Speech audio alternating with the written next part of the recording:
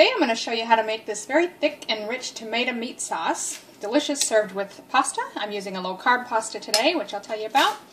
And also I'm going to use some leftovers to make another recipe tomorrow. Okay, so I've got my ingredients assembled here.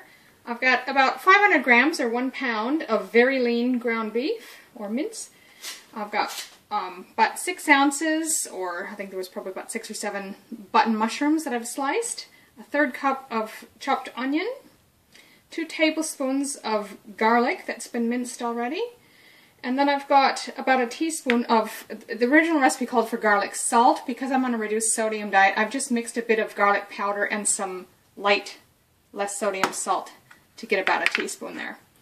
And then in the back we've got 2 small or 1 large can of whole peeled tomatoes. These have no salt added to them.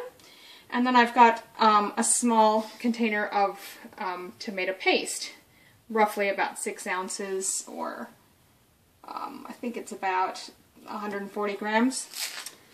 Okay, and then for this last seasoning mix, which we'll add later, it's a blend of several things actually. I've already got a teaspoon of dried oregano, 1 teaspoon dried basil, 1 teaspoon dried parsley, 1/2 teaspoon dried bay leaf, 1/2 teaspoon garlic powder, and 1/2 teaspoon onion powder.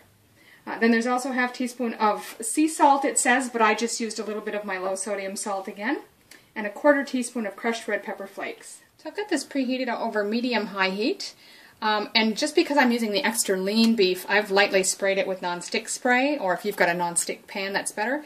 This is a saucepan, because we are making a tomato sauce out of this, pasta sauce. So I'm going to add the beef, the minced garlic, the onions, and our garlic salt. So cook and stir that until your meat is browned. As you can see, the meat is pretty well browned.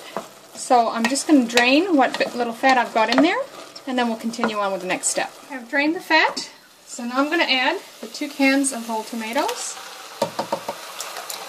And we're just going to sort of smush it a little bit. You want to sort of break up the chunks a bit.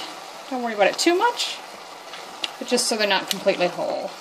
So once we've got them broken up a bit, we're just going to add the rest of our ingredients. So that would be the tomato paste, our seasoning that remains, and the mushrooms. Stir everything up together.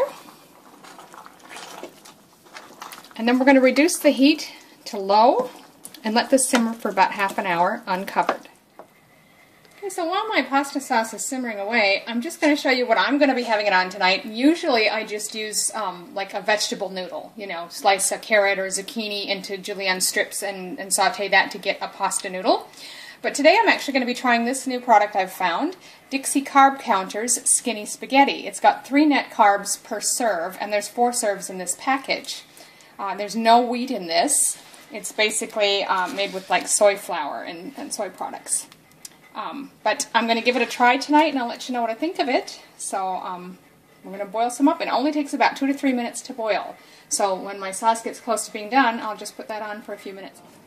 Alright, so this has been 30 minutes, and I did end up having to put a cover on it only because it's very thick and it was spattering it all over the place. So it doesn't seem to have made a difference. It's still a very thick sauce. This is done and my pasta's done, so I'm going to serve it up. Okay, so there it is. I've dished up some of the pasta sauce, and you can see it's very nice and thick on top of the low-carb pasta.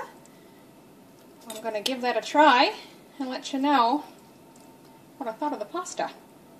The sauce is quite nice. Okay, so I just wanted to let you know my thoughts on the pasta. You can see it does look like angel hair pasta. It's the right texture and springiness and all that, but it does have sort of a wholemeal taste to it, which I didn't mind too much.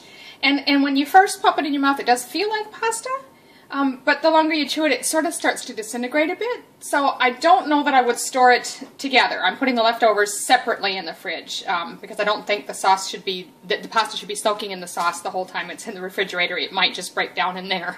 Overall, not bad, but I think I might prefer just to stick with veggie noodles. There you go.